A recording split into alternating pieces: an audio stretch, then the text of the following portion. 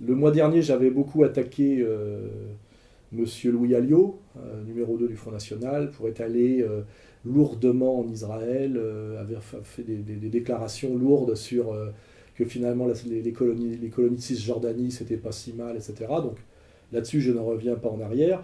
Mais ce qui est intéressant, parce que là, d'un point de vue pédagogique, c'est très important, c'est que là, il vient d'intenter un procès, non pas à moi, mais à un journaliste de JSS News, je crois, d'un site pro-sioniste, qui, malgré tout ce que M. Alliot a fait pour se rappeler qu'il était un quart juif par le beau-frère, est allé en Israël, enfin donc il a vraiment fait tout ce qu'il fallait pour se faire bien voir, et ben résultat des courses, pour l'en remercier, un journaliste dans JSS News l'a traité d'antisémite notoire, voilà.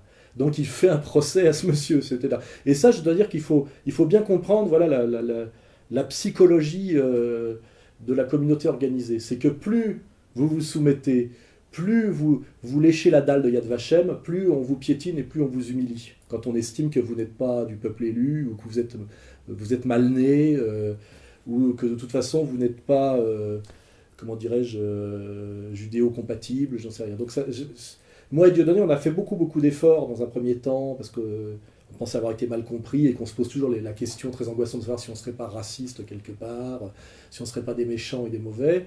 On a fait vraiment des efforts énormes tous les deux, et ça ne sert à rien.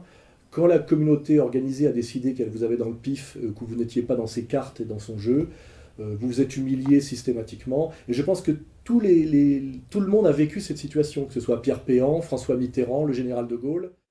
Il faut bien comprendre cette idéologie et cette religion. Il y a les élus. Les autres ne sont pas des hommes. Hein, c'est clairement écrit dans l'Ancien Testament, dans le Talmud et chez Maïmonide. Et donc, de toute façon, ils doivent servir les élus. Et c'est sans réciprocité. C'est le rapport d'une pute à son maquereau. C'est-à-dire, vous faites le trottoir, vous ramenez l'argent, en échange de quoi, au mieux, vous retournez faire le trottoir, et au pire, si vous ne ramenez pas assez d'argent, vous vous faites dérouiller à coups de cintre déplié, comme nous l'explique très bien Iceberg Slim dans ses très bons livres. Voilà. Et M. Alliot vient de vivre exactement ce qu'a vécu Mitterrand, ce qu'a vécu Raymond Barre aussi. Il n'y a plus rien à perdre. On peut parler aussi de Chirac, hein, qui effectivement, après que Mitterrand ait dit qu'il ne reconnaîtrait jamais la responsabilité de l'État français dans la rafle du Veldiv, puisque l'État français c'était De Gaulle, ce qui n'est pas vrai, mais c'était le consensus qui avait été signé par tout le monde après-guerre, et qui était rompu par la communauté organisée. Mitterrand a refusé de la rupture de ce pacte qu'il estimait être une trahison faite à la France et à lui-même. Chirac a dit « poi poi, moi je prends ».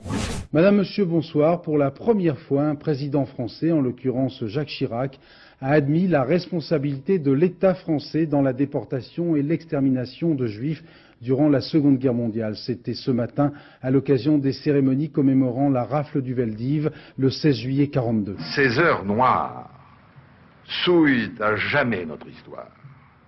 Il a fait la reconnaissance de l'État français, c'est-à-dire une responsabilité, le terme c'est impardonnable ou imprescriptible, il y a toujours cette idée éternelle, quoi, voilà.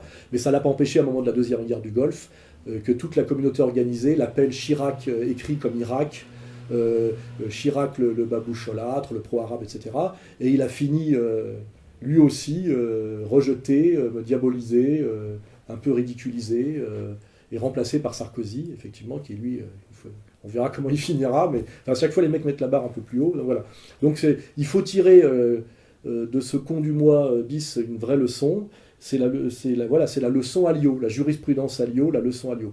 Il est allé se prosterner bêtement, il en a fait des tonnes alors que c'est pas la peine, et en remerciement, on l'a traité d'antisémite notoire, voilà. Alors que finalement, moi, la communauté organisée ne passe pas son temps à me traiter d'antisémite notoire. Voilà, c'est... Voilà, hein, voilà.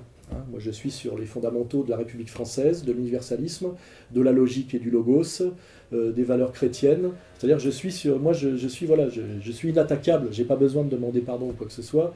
Je me défends par mon discours, qui est conforme à l'esprit de la loi et à la loi. Ça suffit normalement, ça doit suffire amplement.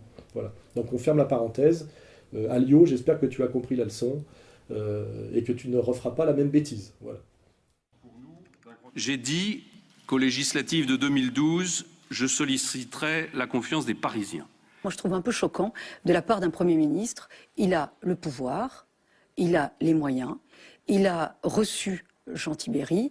Il a proposé, et puisqu'il a permis de faire recruter son fils au ministère des Finances, contre l'avis du ministère des Finances, à un poste au ministère des Finances. Votre acharnement n'a d'égal que votre ego. C'est Bernard Debré qui vous a écrit cela. Vous lui avez répondu? Ah bah écoutez, moi, j'en ai marre aussi des commentaires des héritiers. Moi, j'ai hérité de rien.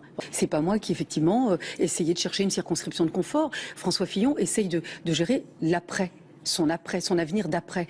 Donc aujourd'hui, ça veut dire quoi? J'étais en bail précaire? C'est pousse-toi là que je m'y mette?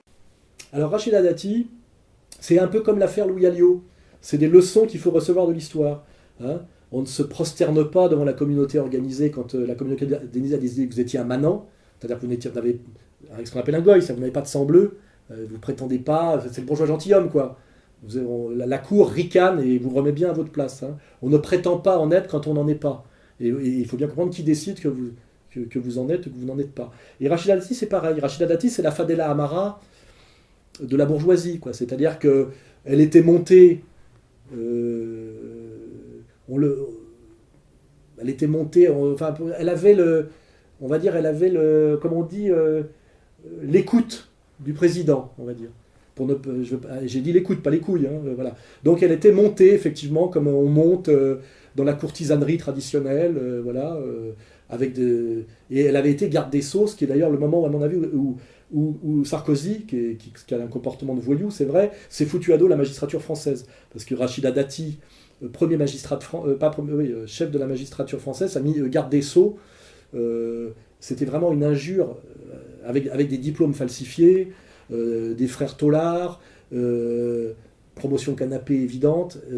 Là, je pense que Sarkozy a fait une énorme faute, mais typiquement bling-bling, vulgaire, c'est-à-dire pareil, il ne connaît pas très bien la France, il commet des erreurs terribles qu'un Le Pen ne commettrait pas, parce qu'il faut savoir ce que c'est que comment dirais-je, le curriculum qu'il faut avoir pour accéder en France au poste de garde des Sceaux.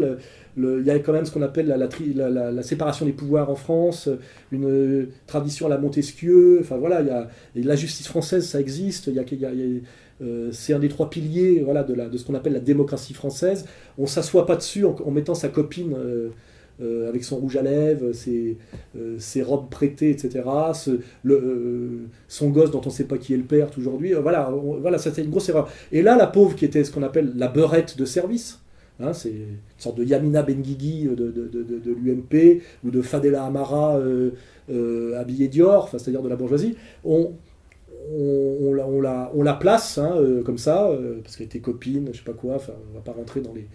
Je ne vais pas refaire du Maffesoli, hein, voilà. Mais voilà. Et là, d'un seul coup, il y a Fillon, François Fillon, qui sait bien qu'il a été Premier ministre et qui pense que Sarkozy va perdre et qu'il faut vite qu'il se trouve une position de repli pour gérer la suite de sa carrière de politicien professionnel. Fillon, qui est un catholique avec Ray sur le côté, il dit « Je veux le 7e arrondissement de Paris », qu'on avait donné à Rachida Dati. Le 7e arrondissement de Paris est le quartier le plus bourgeois et le plus catholique de Paris. Hein. Rachida Dati, maire du 7e arrondissement, c'est encore une faute commise par Sarkozy bling-bling, le Sarkozy du Fouquet's, hein, le Sarkozy des Hauts-de-Seine, enfin voilà, le Sarkozy, et où là il s'est mis à dos la bourgeoisie catholique, UMP, qui votait pour lui, et qui va sans doute voter pour Marine Le Pen pour se venger. Voilà. Et là Fillon dit « Je veux ce fief qui me revient » quand on fait un peu de sociologie bourdieusienne de droit, et l'autre elle dit « Non, c'est à moi, je reste ». Alors, la pauvre Rachida Dati, elle n'a pas compris qu'elle était une beurette de service, et ça c'est le message que j'envoie à tous les collaborateurs et les collaborettes de gauche ou de droite. Hein, voilà. Vous êtes là pour tapiner pour le système. Le système vous prend bien pour ce que vous êtes, c'est-à-dire des bougnoules, voilà, il faut le dire, et vous dégagez quand on vous dit de dégager, c'est la vérité. Sinon, vous rejoignez un combat digne et courageux comme celui de Dieudonné, mais sinon vous faites effectivement Jamel Debbouze, Fadela Amara, Rachida Dati, pareil. Donc la Rachida, là, elle tempête et elle colère, mais de toute façon, elle va dégager. Fillon va prendre le 7e qui lui revient de droit comme un fief catholico-bourgeois, c'est logique. Et ce qui va lui arriver si elle continue à agacer l'UMP, c'est qu'ils vont lui sortir ses casseroles, parce qu'elle en a plein. Donc il faut qu'elle comprenne qu'elle a été une collaborette dont le système s'est servi en la méprisant et dont elle s'est servie un peu pour effectivement exister un peu, mais qu'elle a le même destin que Fadela Amara, que Jamel Bourras, que Jamel Debbouze, que tous ces gens issus de la diversité et l'immigration, qui n'existant pas par eux-mêmes, par une vraie puissance communautaire et un vrai soutien, mais existant par la trahison, par je sais pas comment on dit, par la soumission, la prostitution, hein, on peut le prendre à plusieurs niveaux, et ben en fait n'ont pas d'existence réelle, c'est-à-dire qu'ils dégagent quand on leur dit de dégager. Et elle va dégager, et soit elle va dégager en silence et en fermant sa gueule, soit si elle fait trop chier, et ben l'UMP qui a tous les moyens de lui nuire, parce qu'effectivement, il suffit de claquer des doigts pour qu'on sorte ses diplômes trafiqués, sa famille, son frère, machin, etc. Elle subira en plus une humiliation terrible, et de toute façon, voilà, et que ça serve de leçon aux autres. Hein, voilà, aux autres collabeurs et collaborettes, que ce soit PS ou UMP. De toute façon, pour ces gens-là de l'oligarchie, tous qui soient membres du siècle, de la Grande Loge du Grand Orient, du catholicisme rallié ou du peuple élu, vous êtes de la merde, il faut que vous le sachiez. Et de toute façon, voilà, vous existez tant que les autres décident que vous existez. Et sinon, vous dégagez, on vous reprend votre médaille d'or si vous avez été champion de judo. Voilà, c'est la même chose. Voilà. Donc, comme pour Alliot, que les Français issus de la diversité qui hésitent sur la stratégie à suivre pour exister en France, savoir le chemin de l'honneur ou le chemin de la soumission, et finalement de l'indigénat, parce que finalement c'est jamais que le prolongement, tout ça, du statut d'indigène, quoi. Voilà, comprennent bien que de toute façon, votre destin sera, sauf si vraiment vous êtes vraiment allongé sous le bureau sans jamais relever la tête, votre destin sera celui de Fadela Amara, celui de Rachida Dati, ou à gauche, celui de tous ceux qui ont essayé de monter dans le wagon qu'ils avaient d'ailleurs parfois, dont ils avaient été les locomotives, comme la Marche des Beurs, devenue SOS Racisme, que votre destin, c'est la soumission. Je ne parle pas d'un sopo, quoi, je veux dire, voilà, si le jour où vous péterez de travers, voilà, vous serez dégagé, humilié, et on vous sortira toutes les casseroles que vous avez déjà. Votre destin sera des petits Ben Ali, des petits Moubarak, voilà. Et c'est moral, et c'est bien fait pour votre gueule, voilà. Hein, c'est une petite plaisanterie, voilà.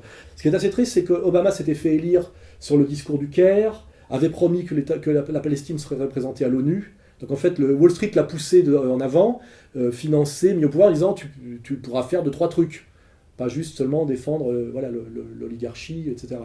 Et petit à petit, à coup de pompe dans le cul, comme un bon nègre de maison, une sorte finalement de Rachida Dati américaine, il a été obligé de se parjurer de A à Z,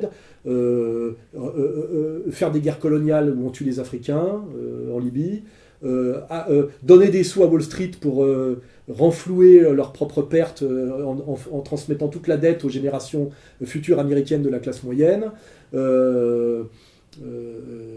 dire qu'effectivement Israël passait au-dessus de tout, y compris de l'Amérique et de l'intérêt du peuple américain, ce qui est d'ailleurs une certitude, et finalement empêcher que la Palestine ait une représentation à l'ONU, alors que c'est lui-même qui l'avait mis dans ses promesses de campagne. Enfin voilà, il y a cette soumission et cette humiliation du nègre de maison choisi par ses maîtres. Et pour les crétins qui pensaient que c'était une chance pour les Noirs, une victoire des Noirs d'avoir Obama comme président, je pense qu'il faut qu'ils comprennent, j'avais déjà dit tout ça à l'époque, un nègre de maison est un nègre de maison, et finalement il n'y a rien de plus humiliant que d'être représenté quand on a peut-être une conscience africaine comme là avec Kémy Séba, il n'y a rien de plus humiliant que d'être représenté par une Rachida Dati, quand on est issu de la communauté maghrébine, par un Obama quand on a du sang africain.